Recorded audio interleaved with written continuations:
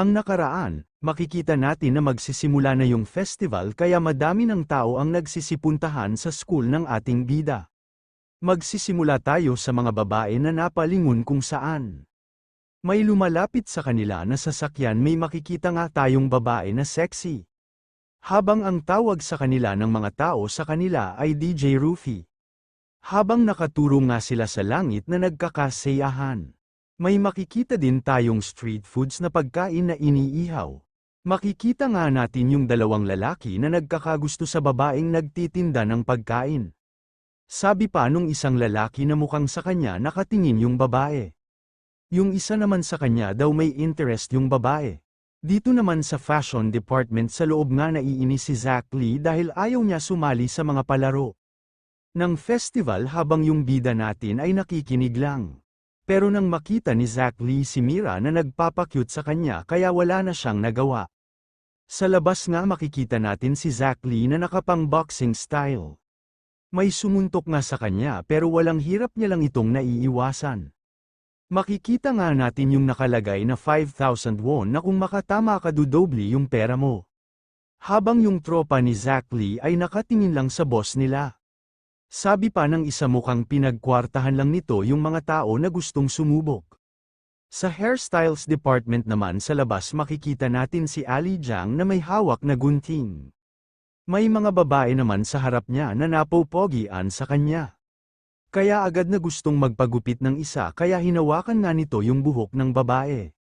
Kaya agad na lang nag-heart yung mata ng babae pero yung gupit niya naman parang dinaanan ng bagyo. Makikita nga natin yung isang babae na taga second year hairstyles department. Na ang pangalan ay Yon Lee. Mahaba nga ang pila na ng mga babae sa gustong magpagupit kay Ali Jiang. Sa baking department naman may makikita nga tayo na nakasabit na mga tinapay. Na may dalawang lalaki nga na nagtitinda, sabi pa nung isa pakiusap bumili na kayo. Yung isa naman nahihiyang magbenta na ang pangalan nga ng nahihiyang lalaki ay Hu Jong. Habang yung isa naman ay si Juan Kim na pinapag-alitan yung kasama niyang mahiyain. Umiiyak nga dito si Juan Kim habang nilalabas yung mahiwaga niyang kutsilyo para sa paggawa ng tinapay. Habang sa architecture department naman may kalaban nga dito si Basco sa tumbang braso. Nanginginig nga yung kalaban niya, sabi pa nito napakabata pa lang ni Basco kasing lakas na ng kalabaw. Sa isip naman ni Basco, bakit ang bilis sumuko ng kalaban ko? Habang makikita nga natin yung naglalakihan na tiyan na gustong kalabanin si Basco sa tumbang braso. Kaya tumutulo nga yung luha ni Basco nang makita niya yung mga tiyan nilang malalaki na makakalaban niya. Pero si Jace nga ay napatingin na lang kay Basco kaya nagsaad nga si Jace na baguhin na lang nila yung kanilang pagkakaperahan. Para hindi malungkot si Basco dahil sa sobrang hina ng makakalaban niya. Kaya nga agad na nagkasama yung grupo niya para maghanap ng bagong laro. Nakaisip nga kaagad si Basco kaya may nahanap na silang pagkaperahan. Yung lang nagmumukha naman silang onggoy habang binabato ng mga naglalaro. Pero ayaw naman bumato ng babae, mukhang natatakot siya sa mukha ni Basco. Kaya umalis na lang ang mga ito habang tinitignan sila ni Basco. Si Zack Lee nga pati yung bida natin ay nagulat sa costume ng dalawang tao. Mukha nga itong mga pateng na may paa. Pinagtitinginan yung dalawa habang nakatayo sa stage dahil sa costume nito. Yung isa nga na nakasuot nito ay naiinis habang kwinikwilyohan yung kasama niya. Sabi pa nito sa sobrang daming costume bakit ito pa daw yung kinuha niya. Habang nag-uusap nga si Zack Lee at yung bida natin na pogi. Lumingon naman yung mahaba ang buhok sa nag-uusap na sila Zack Lee pati sa ating bida. Nagpakilala nga ang mga ito na sila ay taga-fashion department din pero second year na sila. Pangalan nga nung mahaba ang buhok ay Choma, yung isa naman na kwinikwilyohan niya ay si Gongji. Napatingin nga sila sa bida natin dahil pogi daw ito. Nagpakilala naman yung ating bida na isa siyang transfer student. Sobrang galit nga siya sa kasama niya, sabi niya papapatayin niya ito dahil napahiya siya sa mga junior niya. Nang umakyat nga ng stage si Juan Kim nang masimula na yung auction. Para sa lalaki na yung babae naman yung bibili para may makadate sila o di kaya maging boyfriend nila yung nabili na lalaki. Magsisimula nga tayo sa pag-auction kay Bum Kim habang may nilalagay sa tenga. Ang bid niya nga ay 65,000 won habang sa isa naman na si Jeong naman ay 80,000 won. Habang si Ali Jiang naman ay nagbid sila ng 100,000 won. Kaya napahanga nga si Hwan Kim sa kanyang narinig dahil dati daw sa kanya ay 50,000 won. Napapalibutan nga ng babae si Ali Jiang dito nang si Basco nga ay naglakad na ito para pumunta ng stage habang kinakabahan. Kitang-kita nga yung laki ng katawan ni Basco, sabi pa ng isa cute daw siya. Pero nang ngumiti nga si Basco wala nang nagbid sa kanya dahil natatakot sila sa mukha niya. Kaya nagulat nga siya sa nangyari, bumaba na lang si Basco habang tumutulo yung luha niya, pera na naging bato pa. Nang si Juna na nga ay nagulat na lang siya sa nagbid sa kanyang babae ay 500 won lang. Kaya ang pinakahuli na ay ang ating bida na habang nakatayo sa stage na kinakabahan. Agad ngang nagsigawan yung chicks ng ating bida, gustong-gusto nga nila itong maging boyfriend. Sabi pa nga ni Hwan Kim sa stage ito na yung pinakahihintay ng lahat sa araw na ito. Pero nagulat nga siya nang hindi niya inaasahan makita sila Kim na galing sa Chanel Private School. Agad nga na tinawag ni Hwan Kim ang ating bida, sabi pa nito kailangan niya nang umalis agad dito. Para hindi na siya makuha ng babaeng iyon dahil maraming lalaki ang ginawang alipin ni Kim. Sa isip naman ng babae mukhang nagtitinginan na yung mga lalaki sa ganda niya. Bigla ngang sumigaw yung isang lalaki dahil sa ginawa sa kanyang pag-aalipin ni Kim dati. Kaya nagulat na lang yung bida natin sa narinig niya. Pinakita nga yung nakaraan ni DJ Rupi, siya pala yung sumigaw kanina. Sabi pa nito sa ating bida, patay ka kung siya ang manalo. Kaya tumingin nga si Jay sa kanya, mukhang gagawa din ng paraan yun Jay natin. Kaya agad nga na pumunta ito sa mga nagbibid pero hindi siya pinapayagan dahil babae lang ang pwedeng bumili ng lalaki. Nakakatawa talaga si Jay sa ginawa niya para lang maligtas yung bida natin. Kaya agad na nang bid si Zoe dito ng 300,000 won, sabi pa sa isip niya, uubusin ko na itong savings ko para lang ma-date yung pogi nating bida. Yung bida nga natin ay nagulat sa laki ng pera na panangbid ni Zoe. Nang nagtaas ng kamay sila Kim para magbid ng 500,000 won. Kaya nagulat na lang yung nakakita, lalo na sila Zoe pati si Hwan Kim na nakahawak ng mic.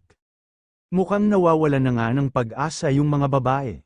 Kaya natutuwa sila Kim dito dahil ang pogi ng nabili niyang lalaki. Yung bida naman natin na nagulat, sabi pa sa isip ito na yung katapusan niya. Nang may biglang ang nagbid ng 2 million won, kaya nagulat na lang sila Kim pati na rin yung kasamahan niya. Makikita nga natin dito yung magandang babae na si Crystal Choi. Habang sa likod niya yung kanyang bodyguard, nang nagulat nga din yung bida natin, sa isip niya pa siya yung magandang babae na palaging bumibili sa tindahan niya. Nang nagbid ulit sila Kim ng 2,500,000 won, nagbid din naman ulit si Crystal ng 5 million won. Sobrang naiinis na nga sila Kim kaya kinuha niya na yung bag niya at panangbid. Sabi pa nito, yung bag ko ay nagkakahalaga ng 5,700,000 won. Ngunit sabi naman ni Hwan Kim na tapos na ang auction. Na ang panalo ay si Crystal Choi dahil hindi pwede ang bag na pangbid. Habang si Jay nga ay daw pilit pa na gustong sumali. Pero sabi lang ng babae na tapos na yung auction, makikita nga natin sila Basco. Yung kasama niya nga ay nagsiselos sa ating bida. Dahil ang ganda ng babaeng nagbid sa kanya, sabi pa ni Zach Lee na mga baliw sila. Si Zoe naman sobrang gulat dahil yung bida nating transfer student siya pa yung may pinakamalaking bid. Si Vinjen naman sabi pa mas pogi pa daw siya kaysa ating bida habang naiinis ito. Sa parking lot nga makikita natin yung bida natin na kasama sila Crystal pati yung bodyguard nito. Nagpapasalamat nga ang ating bida kay Crystal samantala tinitignan naman siya ng bodyguard nito. Pero nang sabihin nga ng ating bida na natatakot siyang makuha nila Kim dahil sa sobrang nagpapahirap ito ng lalaki. Kaya nagalit nga si Crystal sa ating bida dahil porkit pogi ito ayaw na magpatikim sa mga pangit. Kaya nagulat na lang yung ating bida, sa isip niya parang ibang babae yung kaharap niya ngayon kaysa bumibili sa tindahan niya. Kaya sabi ni Crystal na aalis na sila pero nang sinubukang pigilan ng ating bida na umalis si Crystal. Nang bigla namang hinawakan ng bodyguard yung kamay ng ating bida. Sabi pa nito, tumigil ka, sino ang sinisubukan mong hawakan? Nang biglang ang inalis ng ating bida yung kamay niya sa bodyguard. Kaya nagulat na lang ito pati din si Crystal ay nagulat sabi pa sa isip walang nakakawala sa hawak ng bodyguard niya. Nang pamorma nga ng sipa ang bodyguard na ang pangalan nito ay Gon. Sabi pa ng ating bida mabilis pero kaya ko itong harangan. Pero biglang ang nagbago ng direction yung sipa ni Gon kaya hindi na nakaiwas ang ating bida. Kaya tinamaan nga siya sa may leeg habang nakaporma pa ng sipa si Gon sabi pa nito sa isip. Malakas ang ating bida kaya interesado ito nang may naglalakad naman na nakahawak ng maiinom. Makikita nga natin na si Basco pala yung naglalakad kanina habang may iniinom. Sabi pa ni Gon sa ating bida malinaw ang paningin ng ating bida kaya alam niya kung saan pupunta yung sipa ko. Habang yung bida natin na nakaupo sabi pa niya malakas itong tao na nakalaban niya. Sabi naman ni Gon sa ating bida na may talent ito. Habang pinapagalitan ni Crystal si Gon bakit niya pa daw yun ginawa. Sabi naman ni Gon na para walang makahawak kay Crystal na kahit sino man. Nang napalingon naman silang dalawa sa pagtawag ni Basco sa kanila.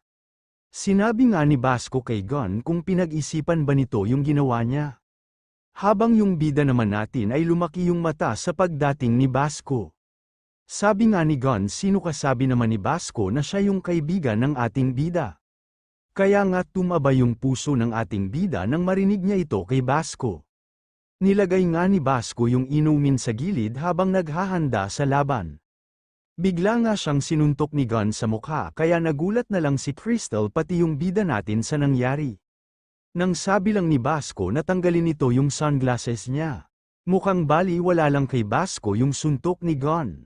Kaya napasabi na lang si Gon mukhang hindi masakit yung suntok ko. Muli nga siyang namangha sa nangyari ulit nang kinuha na nga ni Gon yung sunglasses niya. Sabi pa nito mukhang masaya dito sa school na ito kaya napasabi na lang si Crystal na hindi maaari na makipaglaban si Gon. Habang si Basco ay handa na bigla namang hinawakan ni Crystal si Gon. Sabi pa nito kung makikipaglaban ka malalaman ito ng ama ko. Kaya ibabalik ka nila sa dati mong pwesto siguro mahihirapan ka na naman ulit dun. Habang yung bida natin nagtataka sa pinagsasabi nila.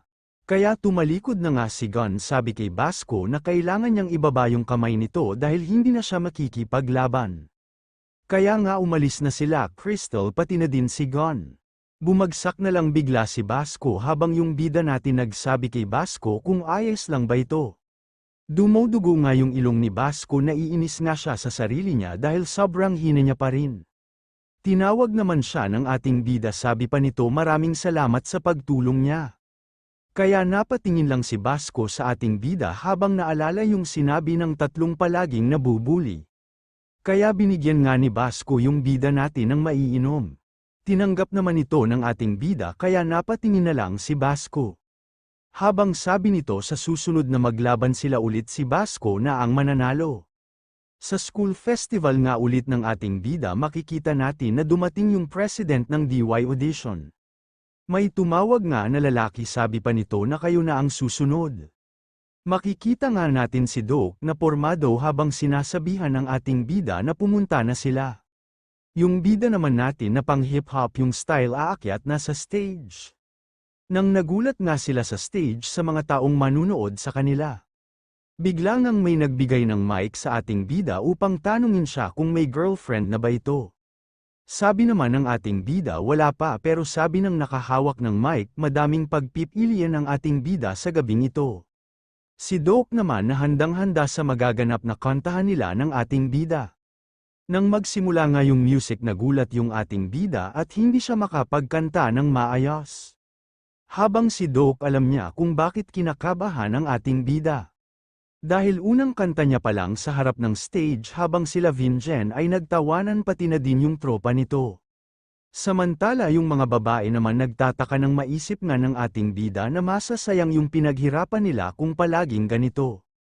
Buti na lang si Doc yung unang kumanta kaya nagulat na lang ang ating bida.